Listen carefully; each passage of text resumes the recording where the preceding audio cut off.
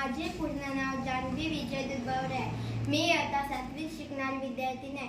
मी वाचलेल्या पुस्तकाचे नाव आहे नानम माल आणि कमळतल। या पुस्तकाचे लेखक आहे मेनका. नानम माल आणि कमळतल या दोघी अगदी घट्ट मैत्रिणी आहेत। नानम माल योग शिक्षिका आहे तर कमळतलचं गावातच इडलीचं दुकान आहे। नानम माल अतिशय नीटनेटके, कमळतल अजिबातच नाही। नानम माल अगदी बुजरी आहे, कमळतलला मात्र नवीन लोकांना भेटायला आवडतं।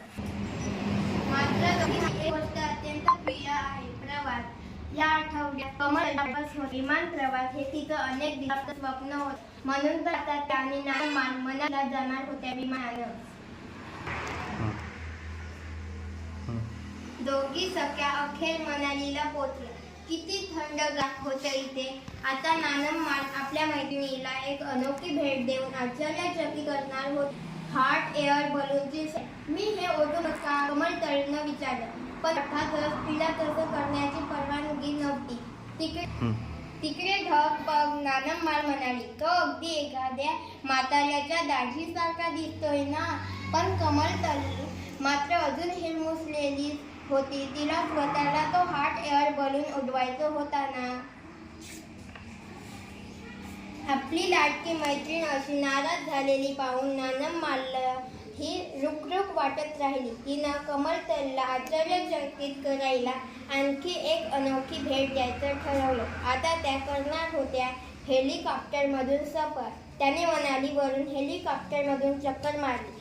वरून दिसणाऱ्या बर्फाच्छादित पर्वतरांगा, जंगल आणि नद्या बघत आकाशातून उडत असताना दोघींच्या पोटात नुसतं पाकपूक होत होतं। मी हे बटन दाबू का, कमळतलनं विचारलं। मात्र इथंही तिला नकारच मिळाला। नानम माल म्हणाली, बघ बघ ते ढग बघ, तो पाहिलास कसा गरगर फिरणाऱ्या भोवऱ्यासारखा दिसतोय। पण कमळतल मात्र फुरंगटून बसली होती, तिला ते हेलिकॉप्टर चालवायचं होतं ना।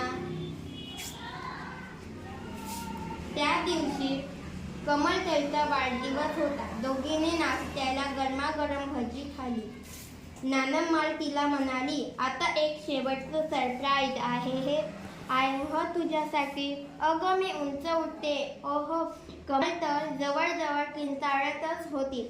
नानम माल जरा डोळे उघडून बघ, तो ढग अगदी मांजरासारखा दिसतोय। नानम माल, माझा हा आजपर्यंतचा सगळ्यात झकास वाढदिवस झाला। थँक्यू, कमळतल आनंदानं उद्गारली।